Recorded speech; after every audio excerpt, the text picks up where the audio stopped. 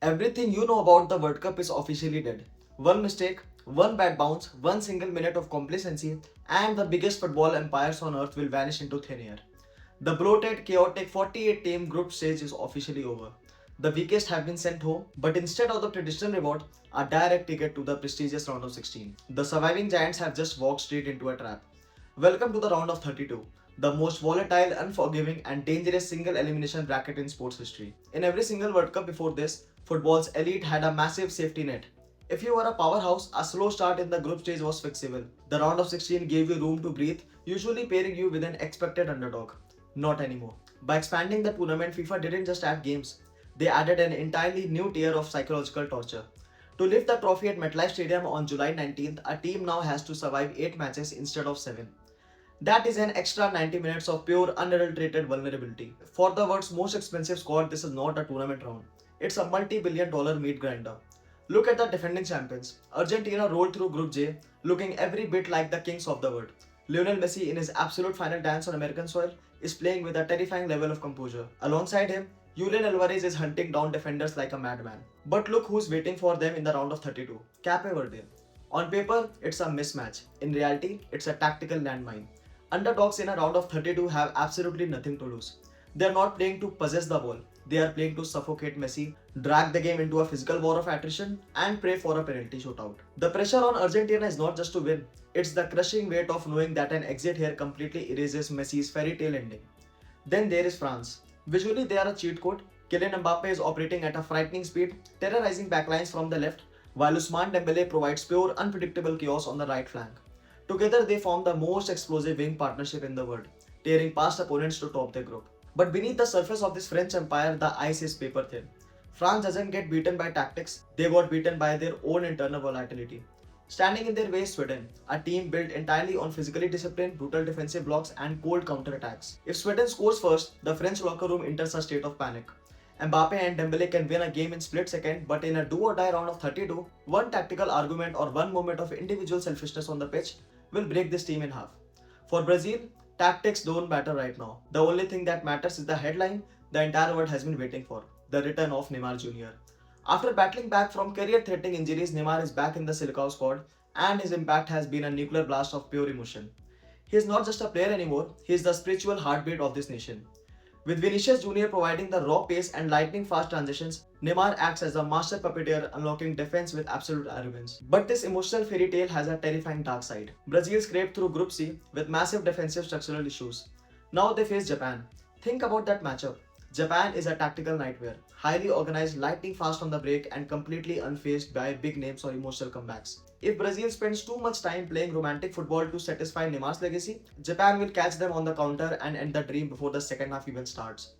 While old empires scramble to survive, a terrifying new force has just entered the knockout arena, Norway. After a brutal 28-year absence from the World Cup, the Norwegians are back. And they're not just here to participate, they are here to conquer. Led by the hypnotic creativity of Martin Odegaard, their golden generation has arrived.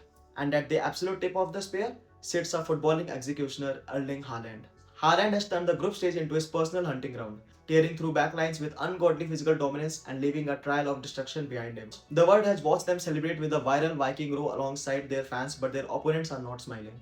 Haaland is completely hungry, fresh, and ready to take the global throne. In this unforgiving round of 32, Norway is the ultimate bracket destroyer. If you want pure poetry, you look at Spain. Lamine Yamal and Nico Williams are playing street football on the world stage, destroying veteran defenders with absolute disrespect. Spain's possession is beautiful. It's mesmerizing, but it's a beautiful mirage. Spain's high line is an open invitation for disaster. They face an Austria side that runs until their lungs burst. If Rodri loses possession just once in transition, Spain's beautiful football turns into a tragic horror movie. Meanwhile, look at Germany.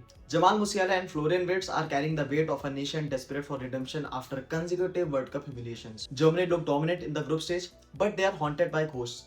They face Paraguay, a team that eats pressure for breakfast. For Germany, a round of 32 exit is not just a loss, it's a systematic catastrophe that would completely ruin the legacy of this generation. Then we have England. Jude Bellingham is hailed as a savior, and Harry Kane is chasing that one trophy that eludes his soul. They won Group L, but the English media is already sharpening the knives. Up against DR Congo, England faces their ultimate psychological demon expectation. Every passing minute without an English goal increases the collective panic of a nation convinced they are cursed.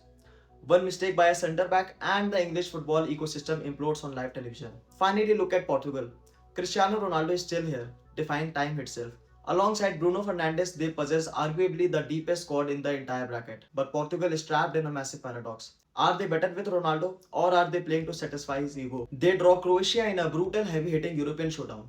Luka Modric against Cristiano Ronaldo, one final time.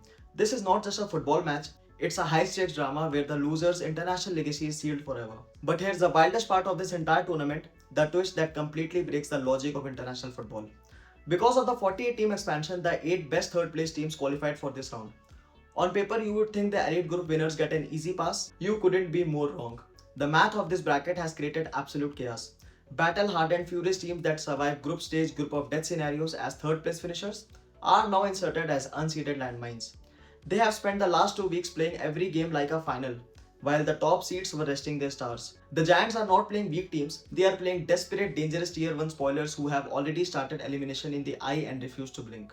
If any of these heavyweights manage to survive this initial round of survival, the reward is an absolute horror show. Because of how the third place teams altered the bracket placements, the traditional seeding path is completely ruined. Surviving the round of 16 doesn't clear your path, it sends you directly into a loop-sided mid-grinder in the round of 16. We are looking at a high probability where half of the bracket becomes a graveyard of former champions. Imagine a round of 16 where France meets Germany, or Brazil is forced to play Argentina in 2 weeks ahead of schedule. The road to the MetLife final has officially become a war of attrition, where the team with the deepest squad and the fewest yellow cards will be the only one left standing. The talking is over, the safety nets are gone, 32 teams walk in but only 16 survive the single most volatile week in sports history. Which absolute giant is crashing out first? Will Haaland's unstoppable run destroy the bracket? Or will Neymar's comeback end in complete disaster? Drop your prediction in the comments right now, hit that subscribe button, turn on notifications and buckle up because soccer mates, this is about to get bloodier than anyone ever imagined.